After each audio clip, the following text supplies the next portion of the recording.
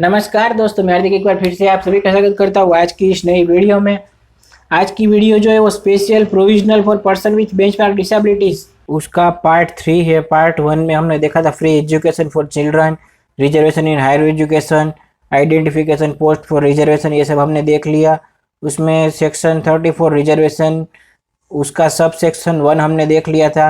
आज की इस वीडियो में हम सेक्शन 34 है उसका सब सेक्शन 2 देखेंगे, और अगर वीडियो लंबी नहीं हुई तो 35 और 36 भी देखेंगे हम। रिजर्वेशन 34 का सब सेक्शन 2 देख लेते हैं। फिर है सेकंड में where in recruitment that year any vacancy can not be filled. इसमें क्या कहा गया कि एक कंप्यूटर ऑपरेटर की जॉब वैकेंसी आई, तो वो टोटल 1000 जॉब वैकेंसी थी, उसमें 2020 में वो आई थी। तो उसमें टाइप डिसेबिलिटी में आते हैं blind and low vision person, तो उसकी टोटल वैकेंसी हुई 1% के हिसाब से 10। तो वो 10 में से सिर्फ 8 डिसेबल पर्सन ही वो पास हो पाए, और 2 डिसेबल पर्सन, 2 जगह जो थी वो खाली छूट गई। मतलब ए टाइप की डिसेबिलिटी में ब्लाइंड एंड लो विजन वाले सिर्फ 8% ही पास हो पाए, तो उस 8% को वो जॉब दे दी कंप्यूटर ऑपरेटर की। फिर जो है वो 2 खाली रह गई थी। 2 जब खाली रह गई थी तो फिर से जब कंप्यूटर ऑपरेटर की जॉब आई 2022 में, तो फिर वो टोटल 10 और 2 फिर से हो गई। फिर से 1000 की पोस्ट आई थी 2022 में, तो फिर वो 10 + 2 हो गई, क्योंकि 2 उसके पहले की बार में खाली थी, तो 12 जो टोटल जगह थी तो वो 12 हो गई। तो फिर उसमें भी 1% के हिसाब से जो मिलता था वो मिला। और फिर ब्लाइंड एंड लो विजन की 10 जगह ही भर पाई, मतलब 12 में से सिर्फ 10 ऐसे blind and low vision disable person थे, वो फिर पास हुए, फिर से पास हुए। तो 2 जगह जो थी वो फिर से खाली छूट गई। तो फिर जो वो 2 जगह फिर से खाली छूट गई, उसमें से बी कैटेगरी के disable person, C category disable person, D category और ई कैटेगरी के डिसेबल पर्सन को वो 2 जगह भर देनी। मतलब वो 2 जगह खाली रह गई थी इस बार भी सेकंड टाइम में, तो वो 2 जगह में बी सी डी और ई में से कोई डिसेबल पर्सन को ले लेना है।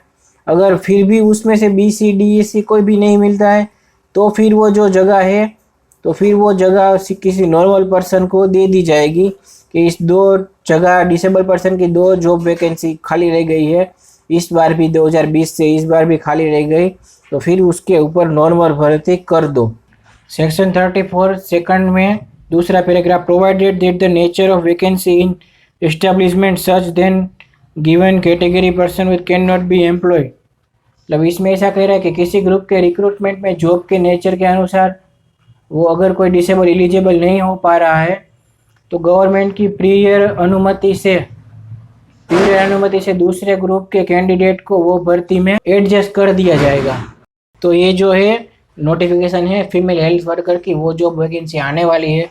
उसमें जो है बी कैटेगरी के लिए ये जॉब है ही नहीं, मतलब बी कैटेगरी वाले ये जॉब नहीं कर सकते। वो गवर्नमेंट ने, जो भी हेल्थ वर्कर की गवर्नमेंट है, जो भी उसके ऑफिसर है, वो पहले गवर्नमेंट के साथ कंसल्ट कर लिया कि इस तरह से उनको प्रॉब्लम आ सकती है उस जॉब का नेचर देखते हुए। मतलब उस जॉब की जो कार्य करना है उसमें जो है बी कैटेगरी एलिजिबल नहीं है। तो बी कैटेगरी में आते हैं deaf and hard of hearing, तो ये लोग जो है उसमें एलिजिबल नहीं है 1% के लिए। लेकिन गवर्नमेंट ने जो कहा है कि 4% तो आपको देना ही देना है, लेकिन आप बी को छोड़ दीजिए तो कोई बात नहीं, लेकिन वो 4% के फ़ायदे में जो भी सीट बच जाती है वो ए को डिवाइड कर दो, बी नहीं है तो सी में डिवाइड कर दो, डी में डिवाइड कर दो, ई में डिवाइड कर दो, ऐसा है। आप यहाँ पर देख रहे हैं कोष्टक में अनामत जगह टकावारी, मतलब ए कैटेगरी बी एलिजिबल नहीं है तो उनकी जो सीट है वो उसमें एडजस्ट कर दिया। तो ए को कर दिया 1.33, मतलब ए का रूल से 1%, बी तो है ही नहीं, सी का रूल से 1%, तो सी को दे दिया 1.33, उतनी वैकेंसी दे दी। फिर डी एंड ई दोनों साथ में आ जाते तो उनको 1.33 दे गई, मतलब 1.33, 1.33, 1.33 तीनों मिलाकर हो गए 4। बी को निकाल दिया क्योंकि बी एलिजिबल है ही नहीं। तो यहाँ पर फायदा हो गया बी की जगह पे दूसरे दिव्यांग पर्सन को, बी का फायदा तीनों में बांट दिया, ऐसा है इसमें प्रोवाइडेड डेट में हमने समझाया। लेकिन ये जो है वो नोटिफिकेशन ऐसे पहले करना पड़ेगा, ऐसा कह रहे हैं इसमें। फिर है तीसरे नंबर पर 34 में, द एप्रोप्रिएट गवर्नमेंट में be notify provided the such for such relaxation of upper age limit for employment of person with disabilities. इसमें ऐसा कहा गया है कि जो भी जॉब वगैरह में रिलैक्सेशन मिलता है, तो अगर कोई जॉब वैकेंसी आने वाली है तो वो जो गवर्नमेंट है, उसकी संबंधित गवर्नमेंट है, वो अपने हिसाब से रिलैक्सेशन का देख सकती है कि हम इसको इसका रिलैक्सेशन देंगे। वो गवर्नमेंट जो है, समुचित गवर्नमेंट अपने हिसाब से रिलैक्सेशन देगी डिसेबल पर्सन को अपने हिसाब से। तो यहाँ पर हम एक जो है वो यूपीएससी की नोटिफिकेशन है, इसी साल की है, फरवरी मंथ की। ये यूपीएससी की नोटिफिकेशन है। यहाँ पर काफ़ी विस्तार से समझाया गया है कि यहाँ पर एज लिमिट, फिर उसके बाद सेकंड नंबर पे अपर एज लिमिट। यूपीएससी में एज लिमिटेड में एससी एसटी ओबीसी एक सर्विसमैन को जो है वो उसका पैराग्राफ 3 का पैराग्राफ 2 है, उसमें कहा गया है कि अगर वो हैंडीकैप है एससी एसटी ओबीसी एक सर्विसमैन, तो उनको कम्युलेटिव एज में दोनों मिलाकर एससी एसटी के डिसेबल पर्सन होंगे तो उसको 10+5 ईयर का फ़ायदा मिलेगा, और ओबीसी के 10 होंगे अगर कोई तो उनको 10+3 का फ़ायदा मिलेगा, और जनरल कास्ट के होंगे अगर डिसेबल पर्सन, मतलब कि मैं, तो मुझे 10 ईयर का रिलैक्सेशन मिलेगा। ऐसा कुछ कहना चाहते हैं इस यूपीएससी के जो गाइडलाइंस है, पीडीएफ है उसमें रिलैक्सेशन का। मैं एक आपको गुजरात का दिखाता हूँ। तो गुजरात में थोड़ा बहुत चेंजेस है, क्योंकि गुजरात में फीमेल को भी थोड़ा बहुत चेंजेस करके दिया है। इसमें यूपीएससी में सभी लोग कवर है, तो मैं आपको गुजरात की भी दिखा देता हूँ। फिर यहाँ पर एक गुजराती की पीडीएफ है, गुजराती जो फीमेल हेल्थ वर्कर थी उसकी एक पीडीएफ आई। तो यहाँ पर है उपली वही मिला, मतलब अपर एज रिलैक्सेशन। यहाँ पर क्या कहा गया है, ये यहाँ पर सामान्य कैटेगरी ना शारीरिक अशक्तता धरावता उम्मीदवार, मतलब इसमें मैं आता हूँ, मतलब सामान्य कैटेगरी का डिसेबल पर्सन, मतलब जनरल कास्ट का डिसेबल पर्सन है, तो उसे 10 साल तक का रिलैक्सेशन मिला है गुजरात की जो पीडीएफ है उसमें। फिर यहाँ पर सामान्य कैटेगरी ना शारीरिक अशक्त महिला, मतलब जनरल कास्ट फीमेल, तो यहाँ पर उनको 10+5 मतलब 15 साल तक का रिलैक्सेशन दिया गया है। फिर है अनामत कैटेगरी, मतलब एससी एसटी ओबीसी का मेल, तो उनको है 5+10 मतलब 15 साल तक का। फिर यहाँ पर अनामत कैटेगरी ना शारीरिक अशक्तता धरावता महिला female disable SC ST OBC, तो यहाँ पर उनको 5+10+5 मतलब 20 तक का रिलैक्सेशन दिया गया है। लेकिन यहाँ पर है महत्तम 45 वर्ष की महिला, मतलब आपकी एज जो है वो ज़्यादा से ज़्यादा 45 तक की होनी चाहिए। अगर आपकी एज 46 हो जाती है ये सब कुछ मिलाकर, तो फिर आपको इसमें जॉब वगैरह नहीं मिल पाएगा, क्योंकि आपकी एज जो है वो 46 तक चली गई है। तो इसमें इस तरह से अलग तरीके से दिया गया है। यहाँ पर जो है वो फीमेल डिसेबल को प्लस उनकी एससी एसटी ओबीसी कास्ट को देखते हुए भी रिलैक्सेशन दिया गया है। यहाँ पर 35 में incentive to employ in private sector. 35 में the appropriate government and local authorities should within the limit of their economic capacity and development. तो इसमें 35 में क्या कहा गया है, लोकल बॉडीज जो प्राइवेट सेक्टर में काम करते हैं डिसेबल पर्सन, उनको मोटिवेट करने के लिए, उनको प्रोत्साहित करने के लिए कम से कम 5% पर्सन को इंसेंटिव देना होगा अपनी इकोनॉमिक कैपेसिटी देखते हुए। एक बहुत बड़ी रिलायंस कंपनी हम देख लेते हैं, तो रिलायंस कंपनी जो है वो एक बहुत बड़ी कंपनी है, तो वहाँ पर जो भी डिसेबल पर्सन काम करते हैं तो उसमें से 5% डिसेबल पर्सन जो है, जो भी रिलायंस कंपनी है उसमें 5% डिसेबल पर्सन जो है, कम से कम 5% डिसेबल पर्सन है, उनको रिलायंस कंपनी की ओर से इंसेंटिव मिलेगा, प्रोत्साहित राशि मिलेगी, उनको जो सैलरी है उनके ऊपर इंसेंटिव एक्स्ट्रा उनको देंगी।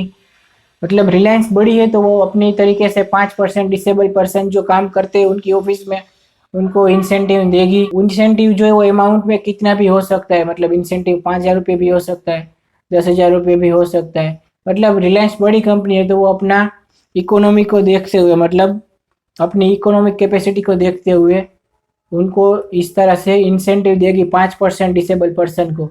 चाहे कितने भी पर्सन उसमें काम करते हो, लेकिन कम से कम 5% डिसेबल पर्सन जो है वो उनको इंसेंटिव देगी, अपने हिसाब से देगी, मतलब 1,000 भी देगी, 2,000 भी देगी। लेकिन एक प्राइवेट सेक्टर में भी गवर्नमेंट को एक अच्छा काम करना चाहिए कि प्राइवेट सेक्टर में भी अगर कोई भी जॉब वैकेंसी निकलती है, मतलब आप एक एग्जाम्पल के तौर पर हम रिलायंस की बात करें तो रिलायंस में भी काफ़ी जॉब वैकेंसी होती होगी, उसमें भी गवर्नमेंट को कम से कम 4% वाला रूल्स लागू करना चाहिए, ताकि जो है वो वहाँ पर भी कम से कम डिसेबल पर्सन को जॉब मिल सके।